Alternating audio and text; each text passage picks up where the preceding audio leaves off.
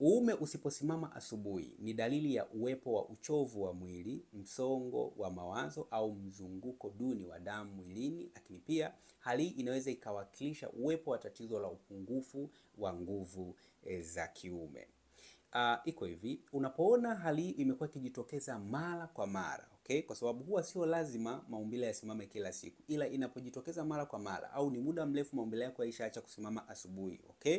Hii ni ishara ya kuwa uanze sasa kufanya mazoezi, okay? Ule vizuri, sasa kuzingatia vyakula kama vile matunda, mboga mboga za majani pamoja na kutumia nafaka zilizokobolewa kama vile kutafuna karanga kila siku, lakini pia uwe na taratibu ya kupata muda mzuri wa kulala, yani upumzike muda wa kutosha.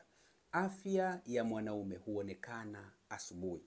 Zingatia kufanya hayo mambo yote, utaanza kurudi katika hali yako ya kawaida taratibu. Ukiona inashindikana kabisa, basi tuchukua namba yangu kwenye bio kwa ajili ya ushauri zaidi. Popote pale ulipo, ninakutakia wakati mwema. Karibu.